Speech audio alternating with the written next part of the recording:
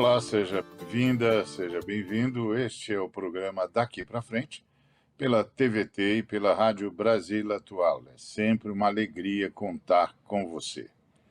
Hoje o nosso tema é por que tanta teoria da conspiração? Por que tanta teoria da conspiração? E eu quero começar lendo um texto nas Escrituras que está em Mateus capítulo 24, a partir do versículo de número 10, que diz o seguinte: Nesse tempo, muitos hão de se escandalizar, trair e odiar uns aos outros. Levantar-se-ão muitos falsos profetas e enganarão a muitos. E, por se multiplicar a iniquidade, o amor se esfriará de quase todos. Aquele, porém, que perseverar até o fim, esse será salvo. E será pregado este evangelho do reino por todo o mundo para testemunho a todas as nações.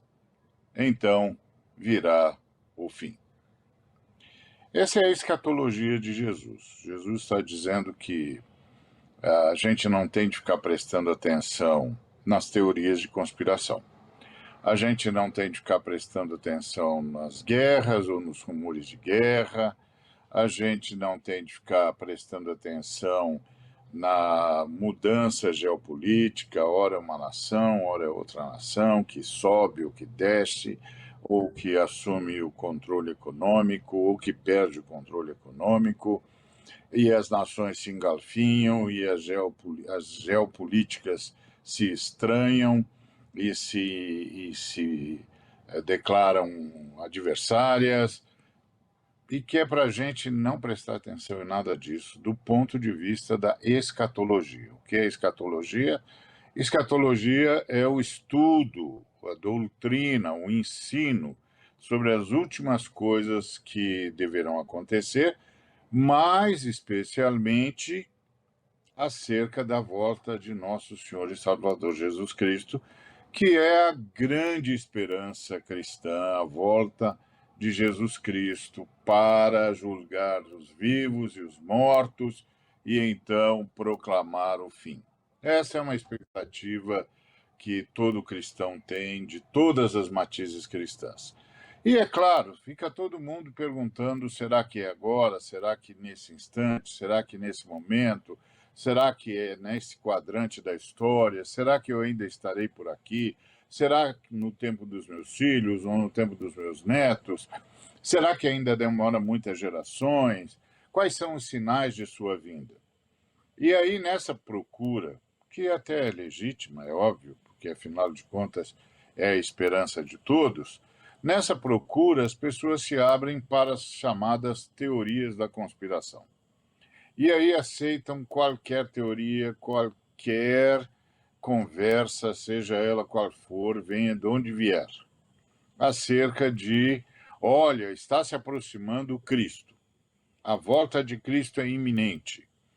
Olha, Jesus Cristo não disse isso. Não que ele não dissesse que a volta dele poderia ser a qualquer momento. Ele disse que ele poderia vir a qualquer momento e que viria como um ladrão e que a maioria das pessoas não estaria esperando por ele, e quando todos pensassem, agora ele não vem mais, aí ele chegava. E aí ele chegará. Então é óbvio que tudo isso desperta curiosidade, inquietação e teorias da conspiração, a tentativa de antecipar a volta de Cristo. Mas Jesus Cristo disse que a gente não devia se deixar levar por essas coisas e que a gente não deveria ficar procurando sinais onde os sinais não existem. Então, teoria de guerra, de nação contra nação, de sobe um poder, desce outro poder, assume um espectro político, agora assume outro espectro político, e agora tem um novo ditador, agora tem um novo presidente, agora tem uma nova ideologia, agora tem uma nova perspectiva. Jesus Cristo disse, Nada disso tem a ver com a minha volta. A minha volta está ligada à missão da igreja. Qual é a missão da igreja? Levar o evangelho, as boas notícias do reino de Deus para todo mundo e então virá o fim. Quais são as boas notícias do reino de Deus? As boas notícias do reino de Deus é que o reino de Deus é dos pobres, é para os pobres, em benefício dos pobres. Portanto, pregar um evangelho que proclama a justiça, a necessidade de distribuição, de igualdade, a necessidade de uma vida cooperativa, de uma vida de erradicação da pobreza, de igualdade, de acesso universal aos bens naturais do ser humano, como saúde, casa, estudo, transporte e tantos outros. Família, aconchego, respeito, cuidado na hospitalar, pré-hospitalar, pós-hospitalar, assistência para se recuperar caso tenha de sofrer alguma punição por parte da lei, enfim, os direitos do ser humano, o direito de ser respeitado nas suas escolhas, etc. Então, Jesus Cristo disse: vá pregando esse evangelho, vá anunciando que o reino de Deus é para os pobres, que o reino de Deus é para a erradicação da pobreza, vai ajudando todo mundo a perceber que o projeto de Deus é um mundo onde todos igualmente, igualitariamente, equitativamente, a começar do planeta e passando por todas as espécies, desfrutem igualmente, portanto, de tudo que Deus é e de tudo que Deus doa. Esse é o evangelho do reino. Mas, ao invés de ir por esse caminho, muitos evangélicos, nessa nova igreja evangélica, começaram a ir pelo caminho que é propício para as tais teorias da conspiração. Por quê? Porque é um caminho que fica buscando sinais da volta de Cristo, onde esses sinais não existem. Por exemplo, ficam buscando sinais da volta de Cristo nas mudanças político-econômicas e sociais. Mudou, agora tem um novo regime ganhando força, então isso quer dizer que Jesus está voltando.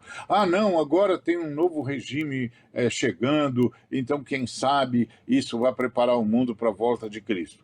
A volta de Cristo não passa por nada disso. Não passa por mudança de regime, não passa por mudança de políticos, não passa por mudança de nações líderes, não passa por nada disso. A volta de Jesus passa pela pregação da mensagem do reino, e a mensagem do reino é justiça, igualdade, paz, alegria, vida e vida em abundância para todos os seres humanos, erradicação da fome, erradicação da pobreza, erradicação de toda a sorte de segregação, de racismo, de discriminação. Essa é a mensagem do Cordeiro. E essa mensagem tem de ser levada a todos os cantos. Mas aí, as pessoas, obviamente, principalmente marcadas pelo egoísmo, pelo egocentrismo, pela ganância, pela avareza, pelo totalitarismo, pelo desejo de mandar, pelo desejo de possuir, pelo desejo de abusar.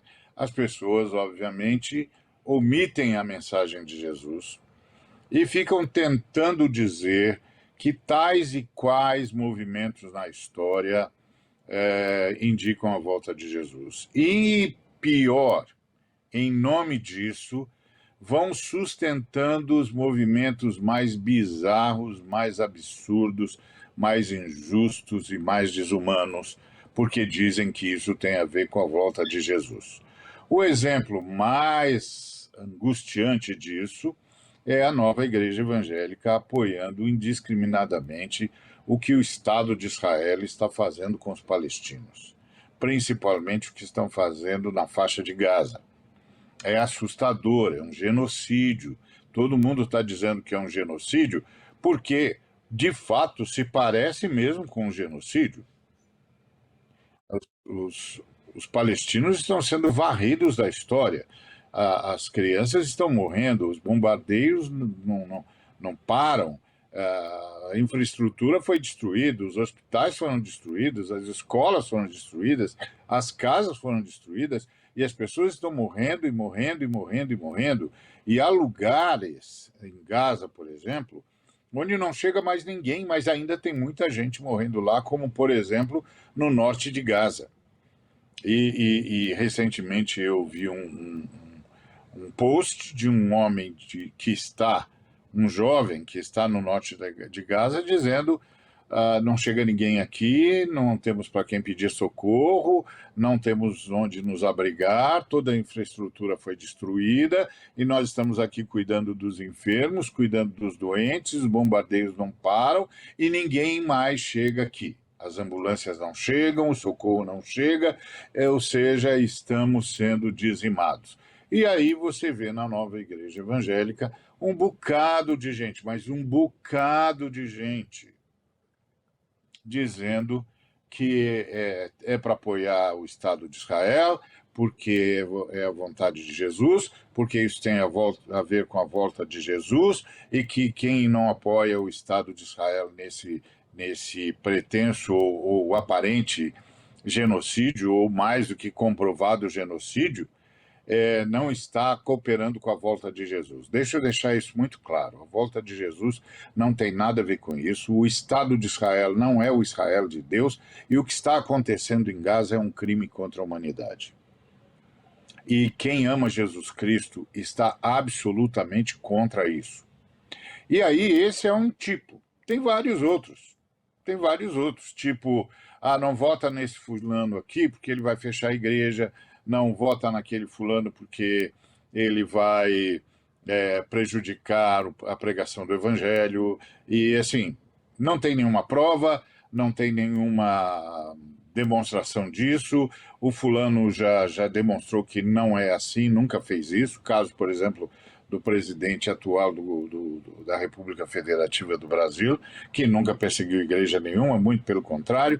Mas aí as pessoas continuam falando isso, são as teorias da conspiração, e falam isso em nome de Jesus, como se com isso estivessem protegendo a Igreja de Jesus. E protegendo a Igreja de Jesus de quê? De nada, até porque o presidente da República Federativa do Brasil foi o primeiro a proclamar a liberdade religiosa nesse país e a estabelecer o regime laico do Estado como absoluto, como realmente definitivo na construção de uma política social no Brasil. Isso é um negócio incrível e angustiante. E nós vamos falar mais sobre isso daqui a pouquinho. Vem aí o William Corsino e a gente vai conversar mais um pouquinho sobre por que tanta teoria da conspiração. Fica com a gente, é rapidinho. Daqui a pouco nós estamos de novo conversando sobre por que tanta teoria da conspiração na Nova Igreja Evangélica. Por que tanta fake news? Por que tanta mentira na Nova Igreja Evangélica que nós estamos, lamentavelmente, assistindo no Brasil? Fica com a gente. Já já estamos aqui. Obrigado.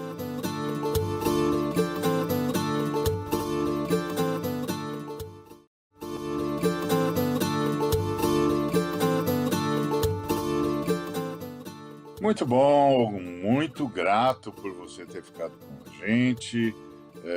Estamos aqui no programa Daqui para Frente. O nosso tema hoje é por que tanta teoria da conspiração? E agora a gente vai receber o William Corsino, nosso companheiro aqui de programa Daqui para Frente.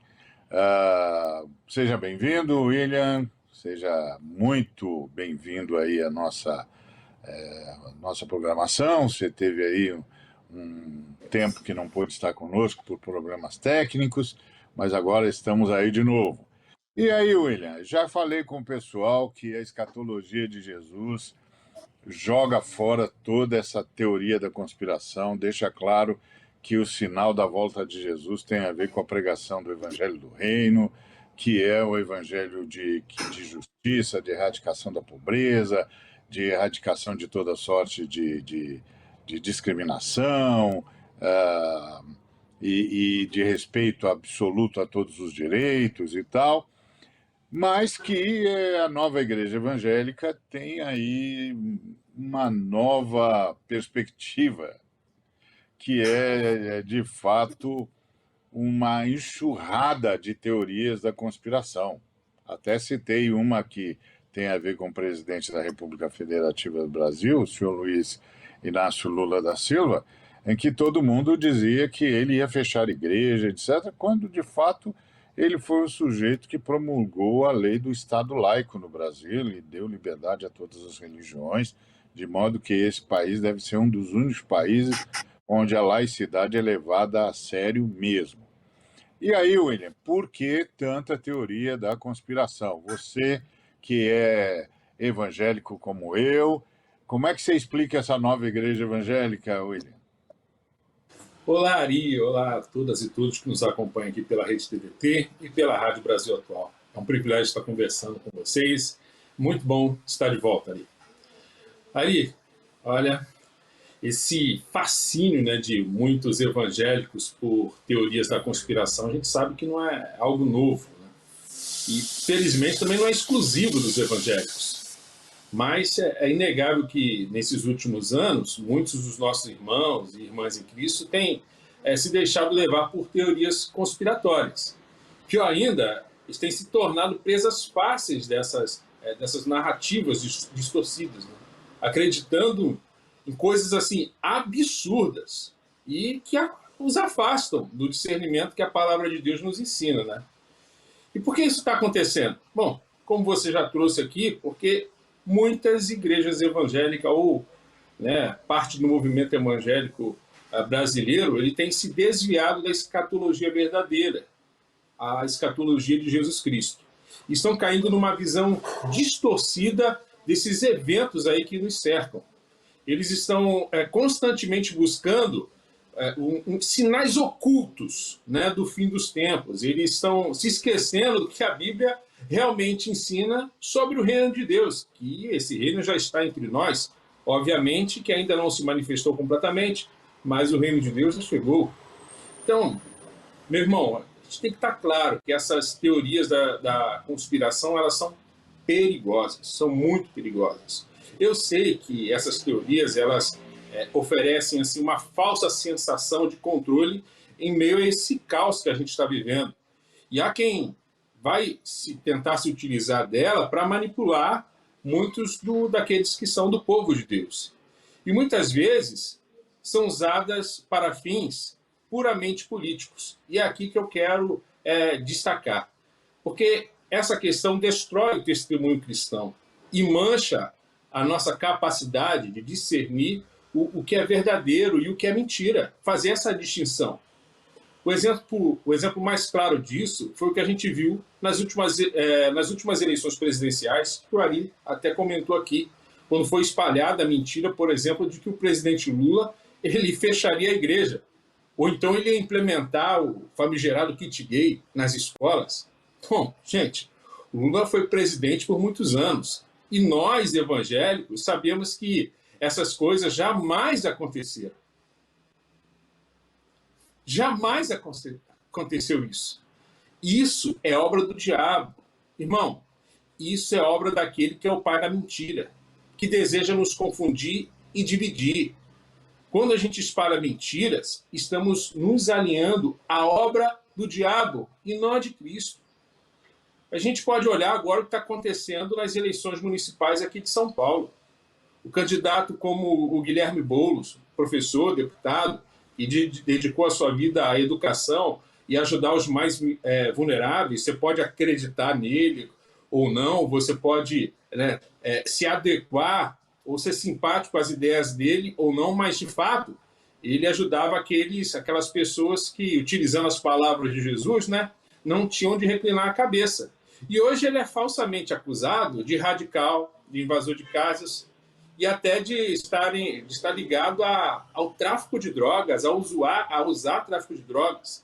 Isso, irmão, isso não reflete a verdade. E como evangélicos, independente daquilo que a gente acredita ou não, se é de esquerda ou direita, a gente precisa ter discernimento, sabedoria e a coragem de dizer não à mentira e à manipulação. Pelo amor de Deus. Não é porque a gente não concorda com determinado candidato que a gente vai fornecer mentiras, que a gente vai alinhar mentiras, vai dizer mentiras. Irmão, a verdade do evangelho é clara. Jesus nos chamou para quê? Para sermos luz do mundo, para falarmos a verdade, para caminharmos em integridade. A palavra de Deus nos alerta contra os falsos profetas, como o Ari trouxe aí, contra aqueles que espalham engano. E a gente sabe que, em tempo de polarização política, muitos vão tentar usar a nossa fé para avançar essa agenda de poder. E aí que entra o perigo dessas teorias da conspiração nas eleições. Elas nos cegam, elas nos fazem enxergar inimigo onde não há. Elas nos impedem de avaliar as propostas de forma justa e racional.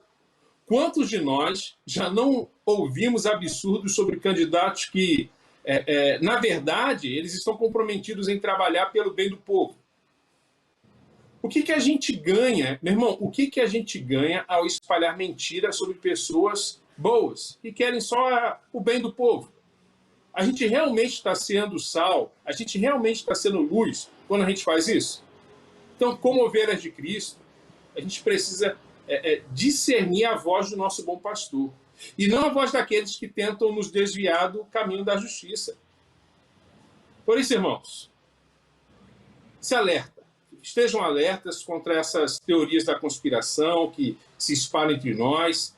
Elas nos dividem da verdade, nos desviam da verdade, elas nos dividem, nos desviam da verdade, elas nos tornam presas fáceis de manipulação e, pior, elas fazem da gente agentes de uma obra de mentira que não tem parte no reino de Deus. E sim, fazendo assim, a gente se une ao diabo. Então a gente precisa ser cauteloso, crítico e vigilante, como Jesus disse. Se alguém vos disser, o Cristo está aqui, que é o texto que o Ari leu. Está ali. Irmão, seja crítico, não vai acreditando na primeira coisa que vem à sua mente, a primeira coisa que é enviado pelo WhatsApp, não. Tenha discernimento, vá pesquisar. Mais importante, você tem que lembrar, o nosso papel não é ser detetive das trevas. A gente não é esse papel. Não seja detetives das trevas, mas sim luz do mundo. A gente não está aqui para buscar sinais ocultos ou acreditar em cada boato que a gente ouve, mas para viver o evangelho em sua pureza, em tempos de paz ou de perseguição, não importa, mas a gente tem que viver o evangelho. A gente tem que viver em sobriedade, firmes na verdade que está escrita, que está nas Escrituras, na verdade que está em Cristo Jesus, sempre rejeitando essas mentiras e as falsas narrativas. Ari, que Deus nos ajude a manter os nossos olhos fixos no Cristo de Nazaré, em sua verdade e não em falsas narrativas que apenas servem para desviar nosso foco da missão de Deus no mundo. Felizmente isso tem acontecido. Estão desviando a igreja evangélica da missão de Deus no mundo. É verdade, William. Infelizmente é verdade. E isso está cobrando um preço muito alto.